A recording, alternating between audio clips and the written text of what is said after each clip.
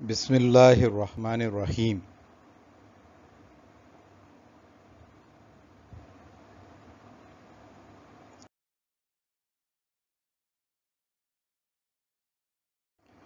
Dear students, ये हमारे English language series के सिलसिले का चौथा लेक्चर है और इसमें भी हम सिंपल सेंटेंसेस को ही डिस्कस करेंगे और एक इजाफे के साथ, यानी सिंपल सेंटेंसेस में टू बी के साथ हम इन्फिनेटिव्स को भी डिस्कस करेंगे। यानी टू बी और इन्फिनेटिव को मिला के हमारा एक जुमला बनेगा और हम ये देखेंगे कि उसको हम किस तरह से ट्रांसलेट कर सकते हैं।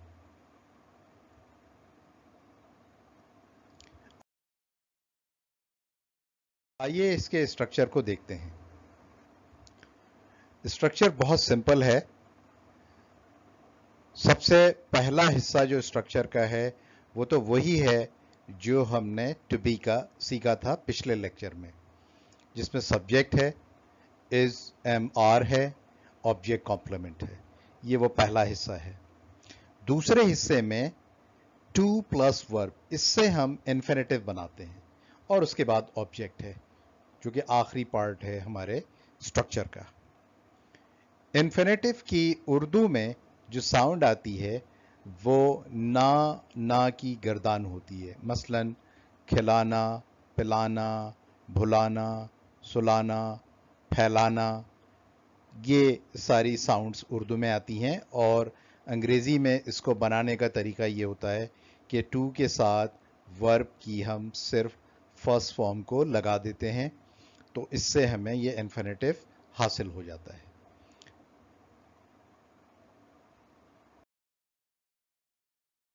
आइए अब इसकी कुछ एग्जाम्पल्स को देखते हैं।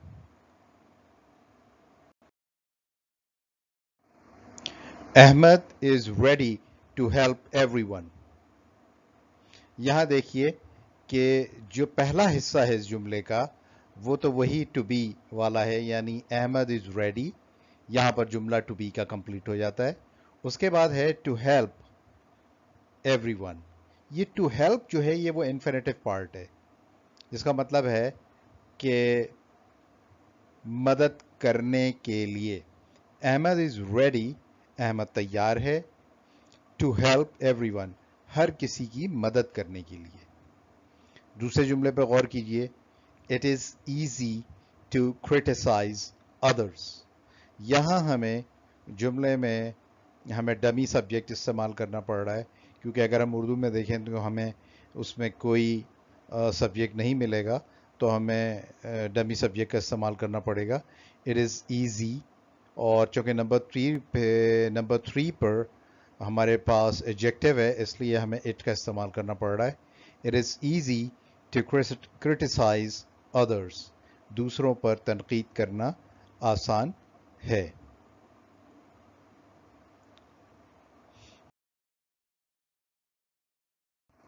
आइए कुछ जुमले उर्दू में देखते हैं और ये सीखते हैं कि किस तरह हम उनका ट्रांसलेशन इस स्ट्रक्चर की मदद से कर सकते हैं। खुदा हर जगह आपकी मदद करने के लिए मौजूद है। अब इस जुमले पर गौर कीजिए और इससे भी हम वही सवाल पूछेंगे, कौन कौन हर जगह आपकी मदद करने के लिए मौजूद है, तो हमें जवाब मिलता है खुदा। तो इसका मतलब ये हुआ कि हमारा सब्जेक्ट इस सेंटेंस में खुदा है, जिसका तर्जुमा हमें सबसे पहले करना है स्ट्रक्चर के हिसाब से।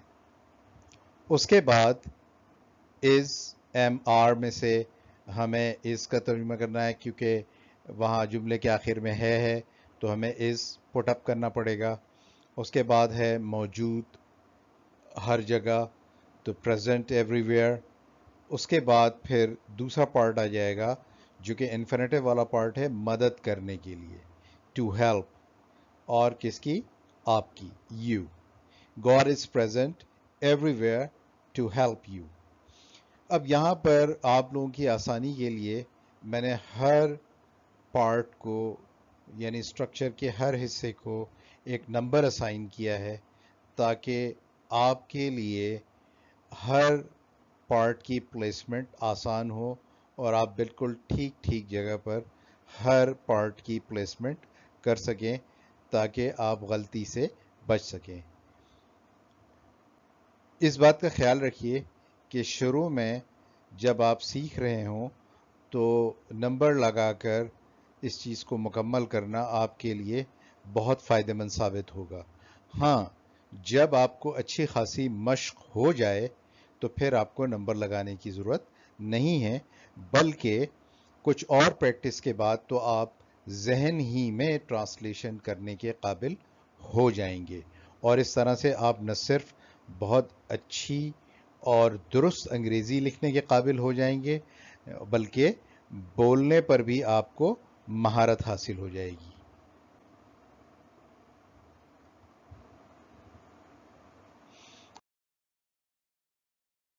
ایک اور جملہ دیکھیے، ہر کسی کو خوش کرنا بہت مشکل ہے۔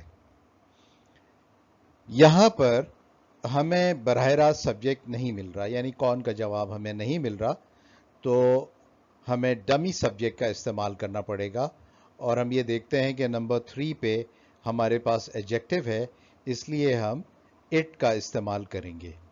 تو it is very difficult to please everyone. اب یہاں پر انفینیٹو پارٹ میں خوش کرنا، تو خوش کرنے کے لیے ہم ٹو پلیز استعمال کر رہے ہیں، اور ہر کسی کو یہ آبجیکٹ ہے تو ایوری ون۔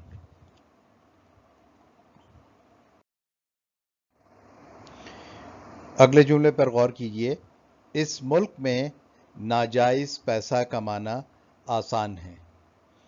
ہم پھر سوال پوچھتے ہیں کون، تو کون کا جواب ہمیں چونکہ نہیں ملتا، اس لیے ہم ڈمی سبجیکٹ کا استعمال کریں گے، اور اس دفعہ بھی نمبر 3 پہ ہمارے پاس ایک ایڈجیکٹو ہے، اور اس وجہ سے ہم اٹ کا استعمال کریں گے۔ تو it is easy to earn unfair money in this country۔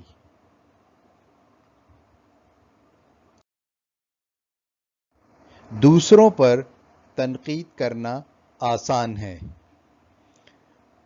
ہم سوال پوچھتے ہیں کون، تو کون کا جواب چونکہ ہمیں نہیں ملتا، اس لیے اس دفعہ بھی ہم ڈمی سبجیکٹ کا استعمال کریں گے، اور چونکہ نمبر 3 پہ ہمارے پاس ایڈجیکٹو ہے، اس لیے ہم اٹ کا استعمال کریں گے۔ It is easy to criticize others۔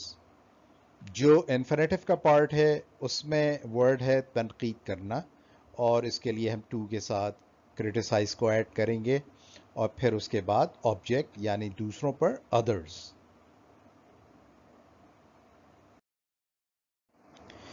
ایک اور جملہ دیکھیے، اختلافات کو بھلانا ممکن ہے۔ پھر ہم پوچھتے ہیں کون، تو کون کا جواب چونکہ ہمیں نہیں ملتا، اس لیے ہم ڈمی سبجیکٹ کا استعمال کریں گے، اور چونکہ نمبر 3 پہ ہمارے پاس ایڈجیکٹو ہے، اس لیے ہم اٹ کا استعمال کریں گے۔ It is possible to forget differences۔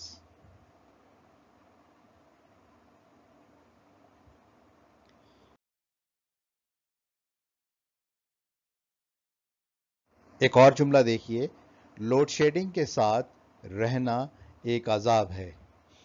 ہم سوال پوچھتے ہیں کون، جس کا ہمیں جواب نہیں ملتا، اس لیے ہم دوبارہ پھر سے ڈمی سبجیکٹ کا استعمال کریں گے، اور اس دفعہ بھی نمبر 3 پہ ہمارے پاس ایڈجیکٹو ہے، اس لیے ہم اٹ کا استعمال کریں گے۔ It is an agony to live with load shedding۔